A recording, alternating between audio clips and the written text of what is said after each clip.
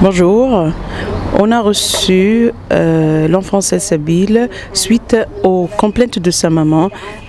Elle disait que sa fille elle est trop timide, introvertie, elle n'a pas confiance en elle-même, elle est toujours triste, elle n'est pas consciente de la réalité, elle ne prend pas l'initiative et elle a des capacités mentales limitées. Pendant la première séance individuelle d'évaluation, on lui a posé une question pendant l'activité de l'arbre généalogique.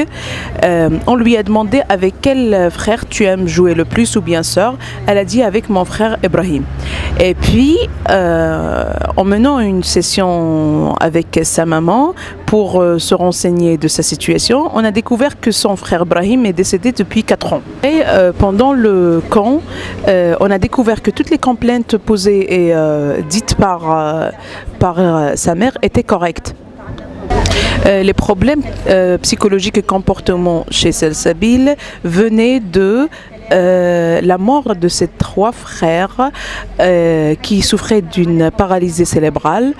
Et puis aussi, il y a que sa maman, elle lui demande beaucoup plus que ses capacités mentales. Alors la fille, elle se sent toujours déprimée parce qu'elle n'arrive pas à accomplir les tâches que la maman lui demande.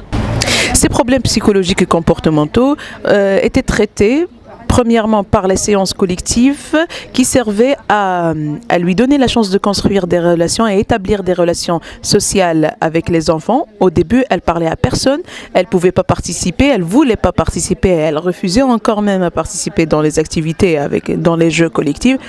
Mais après elle s'est mise à s'intégrer progressivement et maintenant elle a 2 amis qu'elle parle avec, qu'elle fréquente après la visite du centre.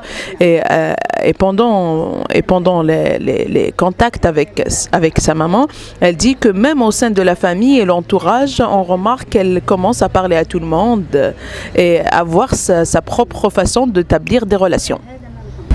Pendant les séances individuelles, on s'est concentré sur l'idée et le concept de la vie au niveau de la psychologie du cas. Parce que Salsabil, elle souffrait même au niveau physique de son non-acceptation de la mort de ses frères et ses sœurs. Alors, elle s'attendait à mourir doucement, elle croyait qu'elle ne pouvait pas vivre. Alors, on a mené beaucoup d'activités afin de donner encore la vie à son corps. Aussi, on a travaillé sur son niveau éducatif via les séances psychoscolaires, parce que Salsabil, elle ne savait ni écrire ni lire. Mais après avoir assisté à une 30aine de séances psychoscolaires, il y avait des résultats remarquables. Même au niveau de son école, les enseignantes, elles disaient qu'elle a fait un progrès remarquable. Comment vous avez su qu'il existe à Beit Lahia un centre qui s'appelle Amani? Il disait que ma fille souffrait d'un genre d'autisme.